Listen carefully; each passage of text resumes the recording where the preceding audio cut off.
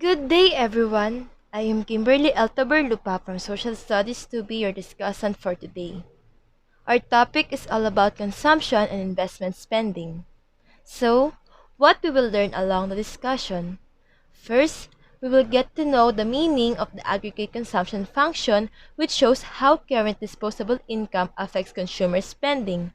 Second, how expected future income and aggregate wealth affect consumer spending. Third, what are the determinants of investment spending? And lastly, why investment spending is a leading indicator of the future state of the economy. First, let's talk about consumer spending. In spending, we always think about why we should spend our money on such things and think if it will be beneficial for us to buy, right? So we have here some questions that will make us also realize in buying such things and in spending our money. When someone asks you about buying a new splurge on a restaurant meal or save money by eating at home, what will you answer? Or if someone asks you, should you buy a new car? And if so, how expensive a model would you buy? What will you answer? Should you redo that bathroom of yours or live in it for another year? Will you renovate it? What will you answer?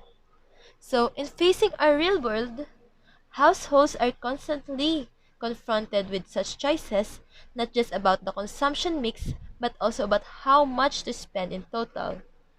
Our choices, in turn, have a powerful effect on our economy. Now let us define what consumer spending really means. Consumer spending normally accounts for two-thirds of total spending on final goods and services. In particular, the decision about how much an additional dollar in income to spend, the marginal propensity to consume, determines the size of the multiplier, which determines the ultimate effect on the economy of autonomous changes in spending. Let's move forward now to the current disposable income and consumer spending. The most important factor affecting families' consumer spending is its current disposable income. Current disposable income are incomes after taxes are paid and government transfers are received. It's obvious from daily life that people with high disposable incomes on average drive more expensive cars, live in more expensive houses, and spend more on meals and clothing than people with lower disposable incomes. And the relationship between current disposable income and spending is clear in the data. The Bureau of Labor Statistics collects annual data on family income and spending. Families are grouped by levels of before-tax income and after-tax income, for each group is also reported. Since the income figures include transfer from the government, what the BLS calls a household after income is equivalent to its current disposable income. We have here the figure 25.1, which presents the current disposable income and consumer spending for American households in year 2012. This figure is provided by the Bureau of Labor Statistics. As you can see in the figure, each income group of households' average current disposable income in year 2012 is plotted versus average consumer spending in 2012. For example, the middle income group with an annual income of $36,134 to $59,514 is represented by point A, indicating a household average current disposable income of $46,777 and average household consumer spending of $43,004. As you can see, the data clearly show a positive relationship between current disposable income and consumer spending. Families with higher current disposable income that have higher consumer spending. The diagram used in presenting the figure 25.1 is a scatter diagram. A scatter diagram graphs pairs of numerical data with one variable on each axis to look for a relationship between them. So as you have observed, we have here the relationship between household current disposable income and household consumer spending for American households by income group in 2012. The pattern of dots slopes upward from left to right, making it clear that households with higher current disposable income had higher consumer spending. It's very useful to represent the relationship between an individual household's current disposable income and its consumer spending with an equation. The following, we have the consumption function.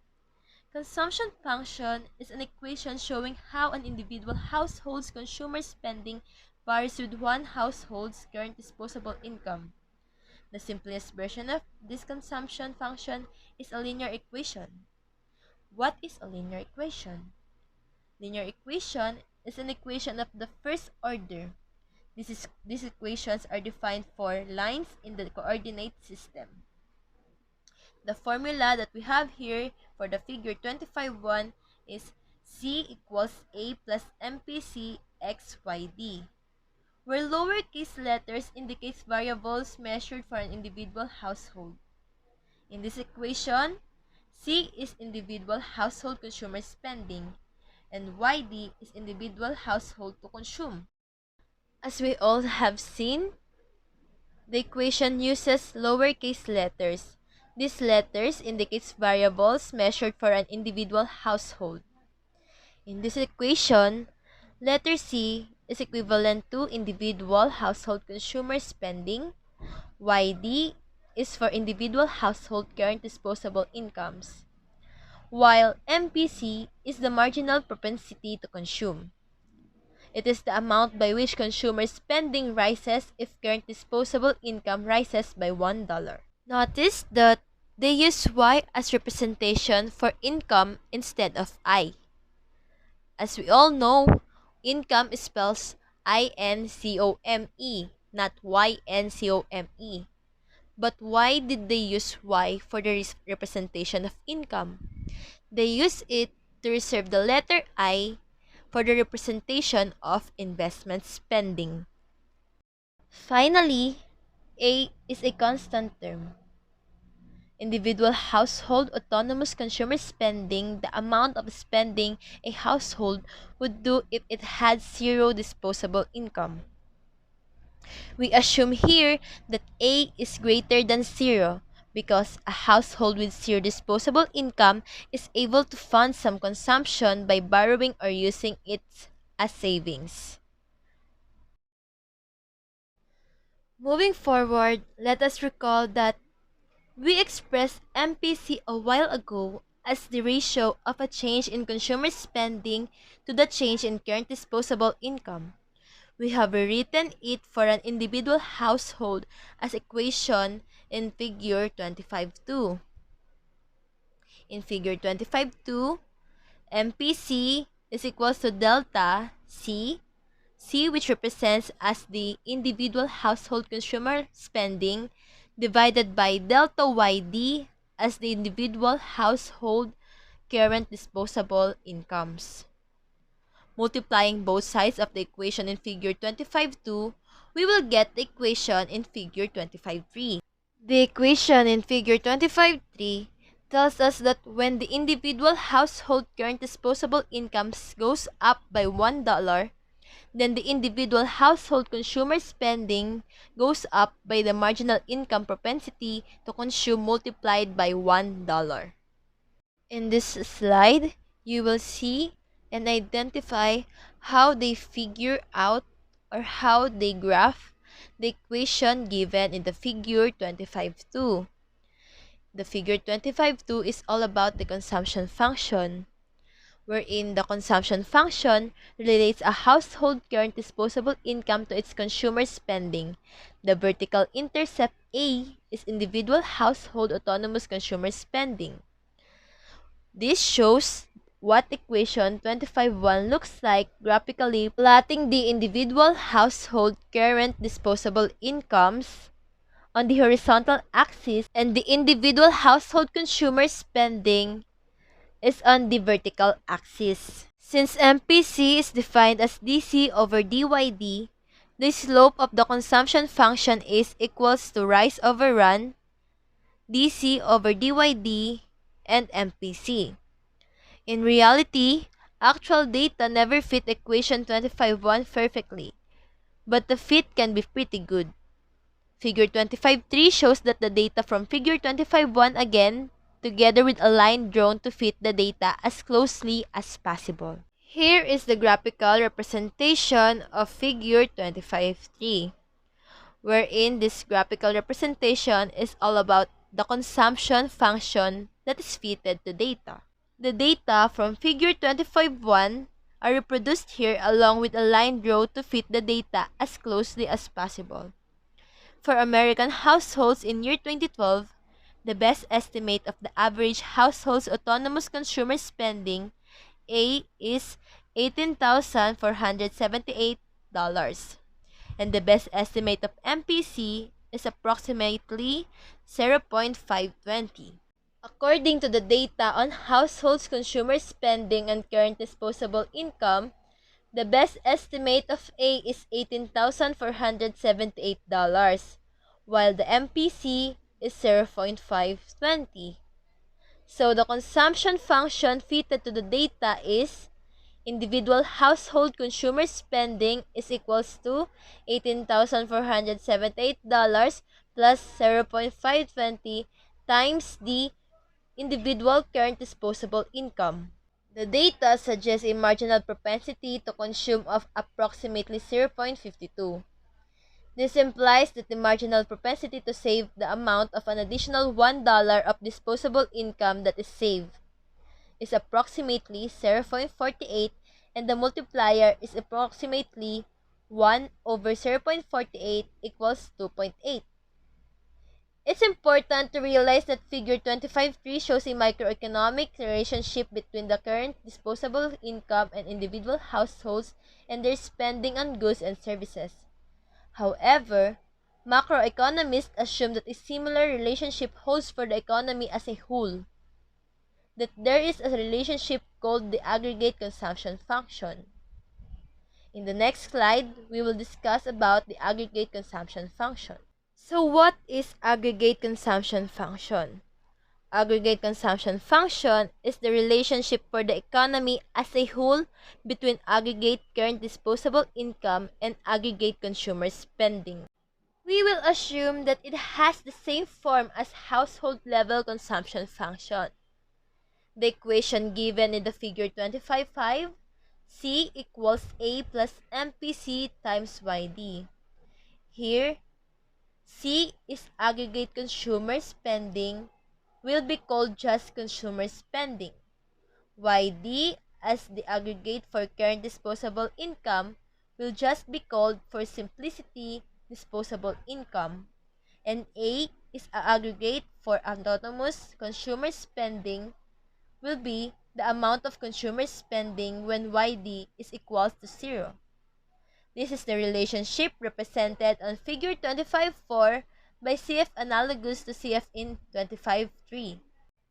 Next, we have the figure 25.4, the shifts of the aggregate consumption function, wherein in the panel A, it illustrates the effect of an increase in expected aggregate future disposable income. Consumers will spend more at every given level of aggregate's current disposable income. As a result, the initial aggregate consumption function CF1 with aggregate autonomous consumer spending A1 shifts up to a new position at CF2 and aggregate autonomous consumer spending A2. An increase in aggregate wealth will be also shift the aggregate consumption function up. The panel B, in contrast, illustrates the effect of a reduction in expected aggregate future disposable income. Consumers will spend less at every given level of the aggregate's current disposable income, YD. Consequently, the initial aggregate consumption function CF1 with aggregate autonomous consumer spending A1 shifts down to a new position at CF2, and aggregate autonomous consumer spending A2, a reduction in aggregate wealth, will have the same effect. The purpose of aggregate consumption function shows the relationship between disposable income and consumer spending for the economy as a whole, other things equal. When things other than disposable income change, the aggregate consumption function shifts. There are two principal causes of shifts of the aggregate consumption function. First, the changes in expected future disposable income, and lastly, the changes in aggregate wealth. So, what changes in expected future disposable income? We have here two examples.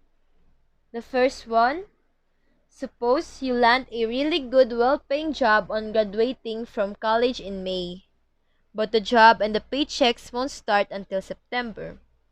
So, your disposable income hasn't risen yet. Even so, it's likely that you will start spending more on final goods and services right away. Maybe buying nicer worse clothes than you originally planned because you know that higher income is coming. The second one, conversely, suppose you have a good job but learn that the company is planning to downsize your division, raising the possibility that you may lose your job and have to take a lower paying one somewhere else. Even though your disposable income hasn't gone down yet, you might well cut back on spending even while still employed to save for a rainy day. So, both of these examples show how expectation about future disposable income can affect consumer spending. The two funnels in Figure 25.4 plot disposable income against consumer spending and show how changes in expected future disposable income affect the aggregate consumption function. In both funnels, CF1 is the initial aggregate consumption function, wherein in the panel A, it shows the effect of the good news information that leads consumers to expect higher disposable income in the future than they did before. In here, consumers will now spend more at any given level of current disposable income, corresponding to an increase in aggregate autonomous consumer spending. The effect is to shift the aggregate consumption function up from CF1 to CF2, while in panel B, it shows the effect of bad news. The information leads consumers to expect lower disposable income in the future than they did before.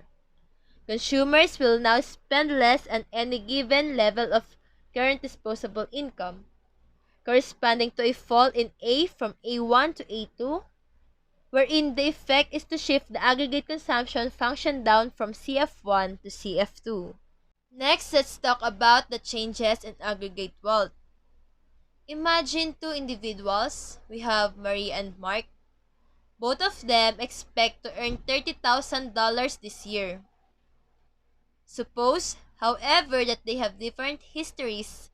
Maria has been working steadily for the past 10 years, owns her own home, and has $200,000 in the bank, while Mark is the same age as Maria, but he has been in and out of work, hasn't managed to buy a house, and has a very little savings. In this case, Maria has something that Mark doesn't have. It is wealth. Even though they have the same disposable income, other things equal, expect Maria to spend more on consumption than Mark. That is wealth that has a huge effect on consumer spending. The wealth on spending is emphasized by an influential economic model of how consumers make choices about spending versus saving, called the life cycle hypothesis. According to this hypothesis, consumers plan their spending over a lifetime, not just in response to their current disposable income. As a result, people try to smooth their consumption over their lifetimes. They save some of their current disposable income during their years of peak earnings. Typically occurs during a worker's 40s and 50s, and during their retirement, live off the wealth they accumulated while working. We won't go into the details of the life cycle hypothesis, but will simply point out that it implies an important role for wealth in determining consumer spending. Furthermore, we have here the investment spending. Investment spending are much more dramatic than those in consumer spending. In addition, due to the multiplier process, Economists believe that declines in consumer spending are usually the result of a process that begins with a slump in investment spending. So, here in the figure 25.5, it represents the fluctuations in investment spending and consumer spending. The bars illustrate the annual percent change in investment spending and consumer spending during 6 recent sessions. As the length of the bar shows, swings in investment spending were much larger in percentage terms than those in consumer spending. This pattern has led economists to believe that recessions typically originate as slumps in investment spending. This is from the Bureau of Economic Analysis. After analyzing the graph, let us know the factors that determine investment spending, which are somewhat different from those that determine consumer spending. The most important ones are the interest rate and expected future real gross domestic product. It is also important to note that the level of investment spending businesses actually carry out is sometimes not the same level as planned investment spending. So what is planned investment spending? Planned investment spending is the investment spending that businesses intend to undertake during a given period. Planned investment spending depends on three principal factors: the interest rate, the expected future level of real gross domestic product, and the current level of production capacity. Moving on, we have the interest rate and investment spending. Interest rates have their clearest effect on one particular form of investment spending: spending on residential construction, that is, on the construction of homes. The reason is straightforward. Home builders only build houses they think they can sell, and houses are more affordable and so more likely to sell when the interest rate is low. Consider a potential home buying family that needs to borrow $150,000 to buy a house. At an interest rate of 7.5%, a 30-year home mortgage will mean payments of $1,048 per month. At an interest rate of 5.5%, those payments would be only $851 per month, making houses significantly more affordable. As described in the upcoming Economics in Action, lower interest rates help set off the great housing boom described in the section Opening Story. Interest rates also affect other forms of investment spending. Firms with investment spending projects will only go ahead with a project if they expect a rate of return higher than the cost of the funds they would have to borrow to finance the project. As the interest rate rises, fewer projects will pass the test, and as a result, investment spending will be lower. So what is expected in future real GDP, or gross domestic product, production capacity, and investment spending? Suppose a firm has enough capacity to continue to produce the amount it is currently selling but doesn't expect its sales to grow in the future. Then it will engage in investment spending only to replace existing equipment and structures that wear out or are rendered obsolete by new technologies. But if instead the firm expects its sales to grow rapidly in the future, it will find its existing production capacity insufficient for its future production needs. So the firm will undertake investment spending to meet those needs. According to the accelerator principle, a higher growth rate of real GDP leads to higher planned investment spending, but a lower growth rate of real GDP leads to lower planned investment spending. When expectation of future real gross domestic product growth turned negative, planned investment spending, and in particular residential investment spending, plunged, accelerating the economy's slide into recession. Generally, the effects of the accelerator principle play an important role in investment spending slumps, periods of low investment spending. Next in line, we have inventories and unplanned investment spending. Most firms maintain inventories. But first, let us define what inventories are. Inventories are stocks of goods held to satisfy future sales. Firms hold inventories so they can quickly satisfy buyers. A consumer can purchase an item off the shelf rather than waiting for it to be manufactured. In addition, businesses often hold inventories of their inputs to be sure they have a steady supply of necessary materials and spare parts. At the end of 2012, the overvalue of inventories in the US economy was estimated at 1.5 trillion, just over 10% of GDP. Next, we have the inventory investment. The inventory investment is the value of the change in total inventories held in the economy during a given period.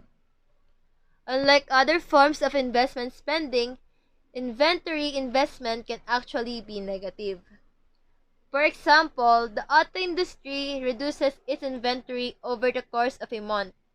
We say that it has engaged in negative inventory investment. Similar considerations apply to many firms and typically lead them to manage their inventories carefully. However, sales fluctuate, and because firms cannot always accurately predict sales, they often find themselves holding more or less inventories than they had intended. The unintended swing inventories that happened are called unplanned inventory investment. Unplanned inventory investment occurs when actual sales are more or less than businesses expected, leading to unplanned changes in inventories. So, in any given period, actual investment spending is the sum of planned investment spending and unplanned inventory investment. If we let I unplanned represent unplanned inventory investment, I planned represent planned investment spending, and I represent actual investment spending, then the relationship among all three can be represented as investment spending equals unplanned inventory investment plus planned investment spending. That's all for today. Thank you.